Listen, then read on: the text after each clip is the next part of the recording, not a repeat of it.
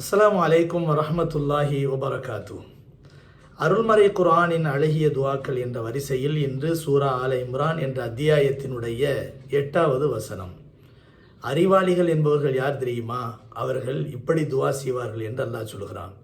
ரப்பனா லா துஸிக் குலூபனா பஅத இத் ஹதைதனா வஹப் லனா மின் லதுன்க ரஹ்மா இன்னக அன்தல் வஹாப். எங்களுடைய இரட்சகனே, எங்களுக்கு நீ நேர்வழி காட்டியதற்கு பிறகு எங்களுடைய உள்ளங்களில் வழுக்களை உண்டாக்கி விடாதே, சருகளை உண்டாக்கி விடாதே. மேலும் நேர்வழியில் நாங்கள் நிலைத்திருப்பதற்காக வேண்டி உன்னுடைய ரஹ்மத் என்னும் கருணையை எங்களின் மீது பொழிவாயாக. நிச்சயமாக நீ மட்டும்தான் எங்களுக்கு அன்பளிப்பு செய்யக்கூடியவனாக இருக்கிறாய் என்று அல்லாஹ் சுப்ஹானஹு தஆலா சொல்லி காட்டுகின்றான்.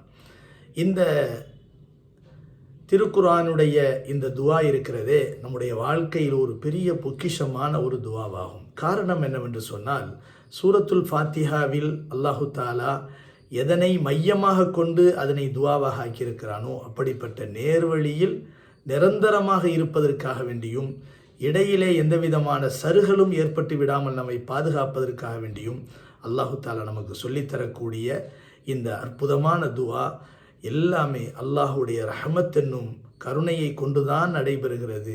நாம் நேர்வழி பெற்றிருப்பதும், அந்த நேர்வழியில் இருந்து அந்த அல்லாஹுக்காக செய்யக்கூடிய நற்காரியங்களிலே நிலைத்திருப்பதும் எல்லாமே அல்லாஹுடைய ரஹமத்தை கொண்டுதான் நடக்கிறது என்பதை உறுதியாக நம்பக்கூடிய அந்த அறிவாளிகள் இந்த துஆவை கேட்பார்கள் என்று அல்லாஹ் சுப்ஹானஹு தஆலா சொல்லி காட்டுகின்றான். எனவே நாமும் நேர்வழியில் நிரந்தரமாக இருந்தால்தான் இந்த உலகத்தில் வாழக்கூடிய இந்த சொற்பமான வாழ்க்கையில் வெற்றி பெற்று நிரந்தர உலகமாகிய மறுமையில் வெற்றி பெற்றவர்களாக மாற முடியும் என்பதற்காக இந்த துஆவை நாமும் அனுதினமும் கேட்போம். அல்லாஹ் நமக்கு அருள் புரிவானாக. அஸ்ஸலாமு அலைக்கும் வரஹ்மத்துல்லாஹி வபரகாத்து.